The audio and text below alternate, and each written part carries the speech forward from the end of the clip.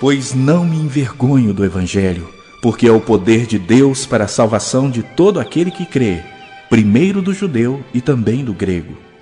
Visto que a justiça de Deus se revela no Evangelho de fé em fé, como está escrito: o justo viverá por fé. A ira de Deus se revela do céu contra toda impiedade e perversão dos homens que detêm a verdade pela injustiça, porquanto o que de Deus se pode conhecer é manifesto entre eles, porque Deus lhes manifestou.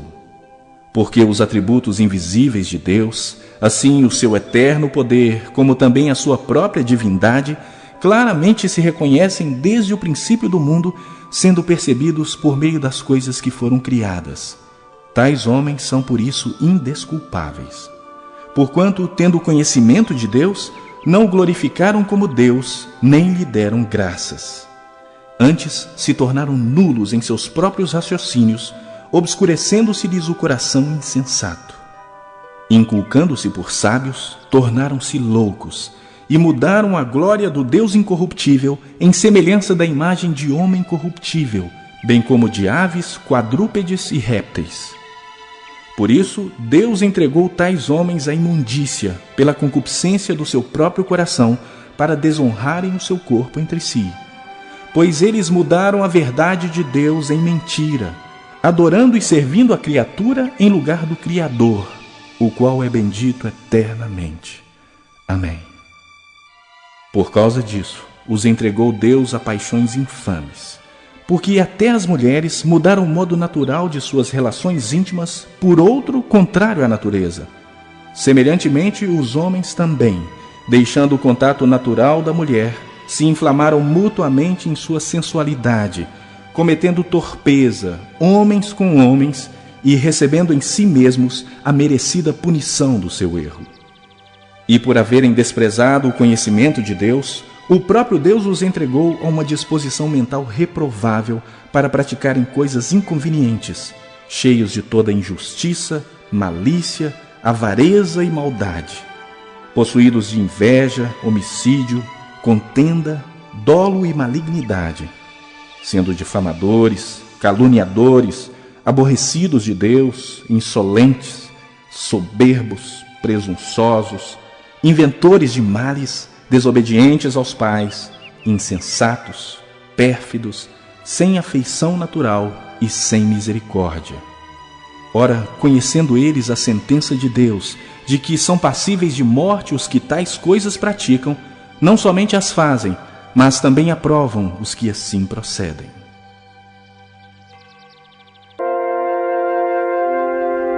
Primeiro livro de Samuel, capítulo 9.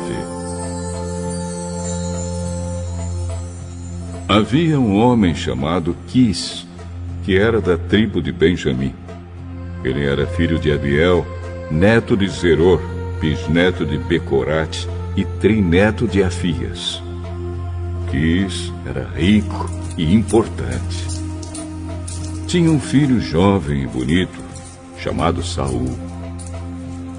Não havia ninguém mais bonito do que ele entre todos os israelitas.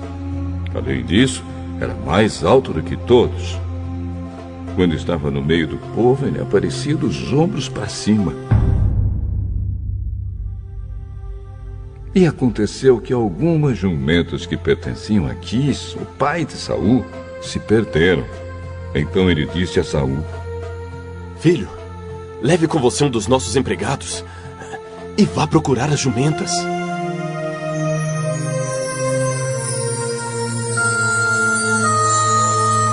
E eles foram por toda a região montanhosa de Efraim e pela terra de Salisa, porém não acharam as jumentas.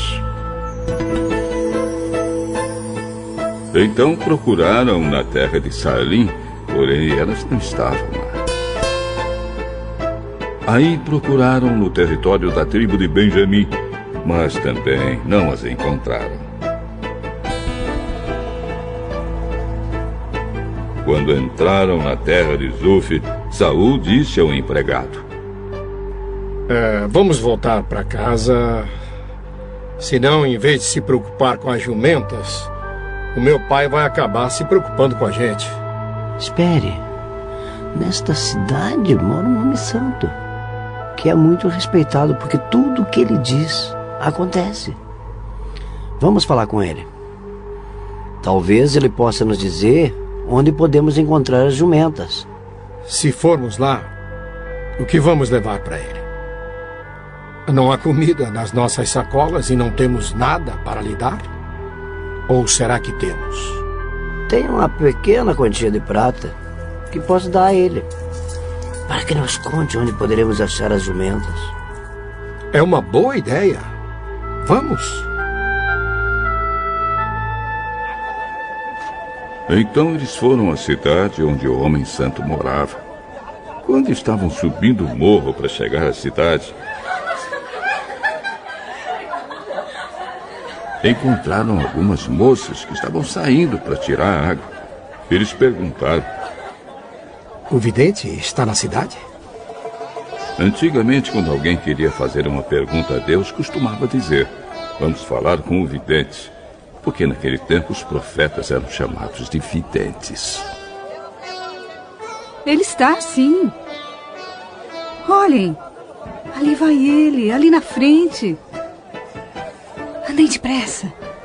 Ele está entrando na cidade porque o povo vai oferecer hoje um sacrifício no altar do monte. Assim que entrarem na cidade, vocês o encontrarão antes que ele suba o monte para comer. O povo não começa a comer antes que ele chegue lá, pois primeiro ele tem de abençoar o sacrifício. Só depois é que os convidados podem comer. Subam lá agora e logo vocês o encontrarão. Então eles foram até a cidade. Quando iam entrando, viram Samuel, que saía para subir até o lugar de adoração. Um dia antes de Saul chegar, o Senhor Deus tinha dito a Samuel: amanhã, a esta hora, eu vou enviar a você um homem da tribo de Benjamim. Você o ungirá para ser o governador do meu povo de Israel. Ele libertará o povo do domínio dos filisteus. Eu tenho visto o sofrimento do meu povo e ouvido os seus pedidos de ajuda. Quando Samuel viu Saul, o Senhor lhe disse: este é o homem de quem lhe falei. Ele governará o meu povo. Saul foi encontrar-se com Samuel perto do portão e perguntou: Por favor, onde mora o vidente? Eu sou o vidente. Vá diante de mim, até o lugar de adoração. Vocês dois vão jantar comigo hoje. Amanhã cedo, eu responderei a todas as suas perguntas. E então, vocês poderão ir embora. E não se preocupe com as jumentas que se perderam há 3 dias, pois elas já foram encontradas. Afinal, quem é que o povo de Israel está querendo? Eles querem é você. Você e a família do seu pai. Eu sou da tribo de Benjamim, a menor de Israel. E a minha família é a menos importante da tribo. Então, por que o senhor está falando comigo desse jeito?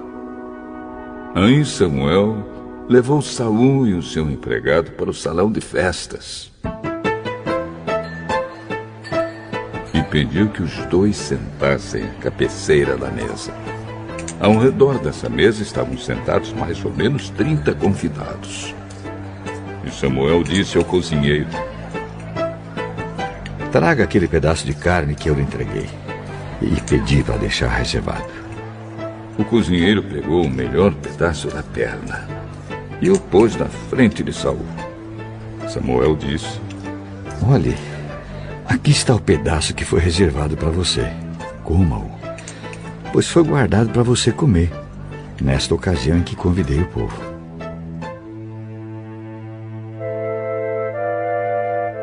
E assim, naquele dia, Saul jantou com Samuel.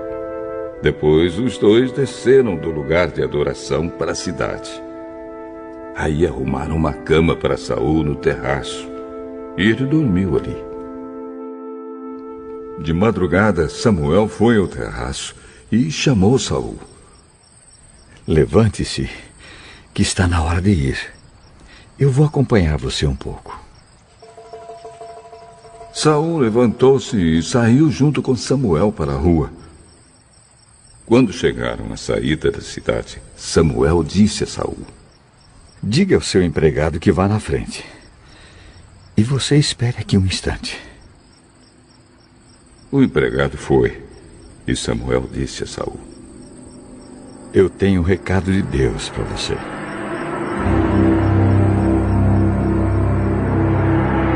Primeiro livro de Samuel, capítulo 10. Samuel tinha levado consigo um frasco de azeite. Ele derramou azeite na cabeça de Saul, beijou e disse: o Senhor Deus está ungindo você como o chefe do seu povo, o povo de Israel. Você o governará e o livrará de todos os seus inimigos. Esta é a prova de que Deus o escolheu para ser o chefe do seu povo.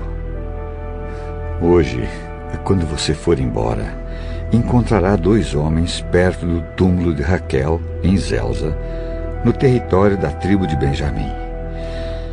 Eles vão contar a você que já foram achadas as jumentas que estavam perdidas. Contarão também que agora o seu pai não está mais preocupado com elas, e sim com você. E que ele está dizendo: que posso fazer para encontrar meu filho?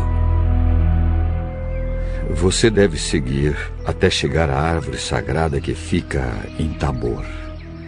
Ali, você vai encontrar 3 homens que estarão indo a Betel, para lá oferecerem sacrifício a Deus. Um deles estará carregando 3 cabritos, o outro 3 pães, e o terceiro um odre de vinho. Eles vão cumprimentar você e vão lhe oferecer 2 pães, e você deve aceitar. Em seguida, você irá para o monte de Deus em Gibeá, onde há um acampamento dos filisteus. Na entrada da cidade, vai encontrar um grupo de profetas descendo o morro, vindos do altar. Eles estarão tocando harpas, tambores, flautas e liras. E estarão profetizando. Então, o Espírito do Senhor dominará você. E você vai agir como um profeta junto com eles, e ficará uma pessoa diferente. Quando isso acontecer, faça tudo o que tiver de fazer, pois Deus estará com você. Vá na minha frente para Gilgal. Eu me encontrarei com você lá, e oferecerei sacrifícios que serão completamente queimados, e ofertas de paz. Espere lá 7 dias, até que eu chegue, e diga o que você deve fazer.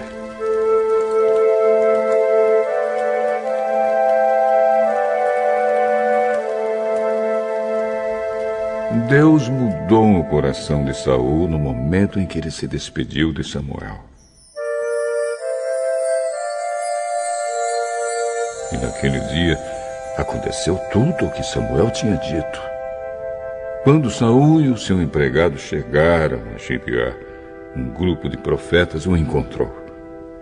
O Espírito de Deus tomou conta de Saul. E ele se juntou a eles, agindo como um profeta. Algumas pessoas que o conheciam viram isso e perguntavam: o que aconteceu com o filho de Quis? Será que Saul virou profeta? um homem que morava ali, perguntou: E os outros? Será que os pais deles são profetas?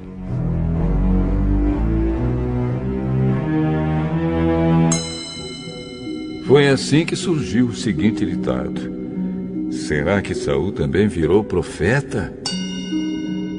Quando Saul acabou de profetizar, foi para o altar, no monte. O tio de Saul perguntou a ele e ao seu empregado: Onde foi que vocês estiveram? Estávamos procurando as jumentas.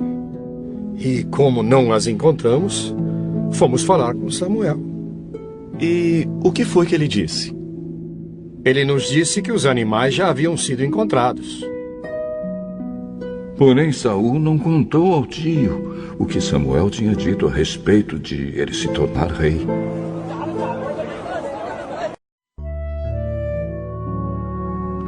Salmo 55. Poesia de Davi, ao regente do coro, para instrumentos de cordas. Ouve a minha oração, ó Deus. Não deixes de atender o meu pedido. Escuta-me e responde. As minhas aflições me deixam desgastado. Eu tremo quando ouço as ameaças dos meus inimigos. A perseguição dos maus me esmaga. Eles fazem com que desgraças caiam sobre mim. Estão com raiva de mim e me odeiam. O meu coração está cheio de medo e o pavor da morte cai sobre mim. Sinto um medo terrível e estou tremendo. O pavor tomou conta de mim. Ah, se eu tivesse asas como a pomba, voaria para um lugar de descanso. Fugiria para bem longe e moraria no deserto. Bem depressa procuraria achar um lugar seguro para me esconder da ventania e da tempestade. Ó Senhor, atrapalha e destrói os conchavos dos meus inimigos, pois vejo violência e pancadaria na cidade. Dia e noite, eles andam em volta dela, nas muralhas, enchendo-a de crimes e de maldade. Por toda parte há destruição, e as ruas estão cheias de exploração e desonestidade. Não era o inimigo que estava zombando de mim. Se fosse, eu poderia suportar. Nem era um adversário que me tratava com desprezo, pois eu poderia me esconder dele. Porém, foi você mesmo, meu companheiro, meu colega e amigo íntimo. Conversávamos com toda a liberdade e íamos juntos adorar com o povo no templo. Que a morte venha de repente sobre os meus inimigos. Que eles desçam vivos para o mundo dos mortos, pois a maldade está na casa e no coração deles. Mas eu chamo a Deus, o Senhor, pedindo ajuda, e Ele me salva. De manhã, ao meio-dia e de noite, eu choro e me queixo. E Ele me ouve. Ele me traz são e salvo de volta das batalhas em que luto contra os meus muitos inimigos. O Deus que reina desde a eternidade me ouve e os derrota, pois eles não querem mudar de vida e não temem a Deus. O meu antigo companheiro atacou seus próprios amigos e quebrou as promessas que havia feito a eles. As palavras dele eram mais macias do que a manteiga, mas no seu coração havia ódio. As palavras dele eram mais suaves do que o azeite, mas cortavam como espadas afiadas. Entregue os seus problemas ao Senhor e Ele o ajudará. Ele nunca deixa que fracasse a pessoa que lhe obedece. Mas, quanto àqueles assassinos e traidores, tu, ó Deus, os jogarás no fundo do mundo dos mortos. Eles não chegarão até a metade da sua vida. Eu, porém, confiarei em ti.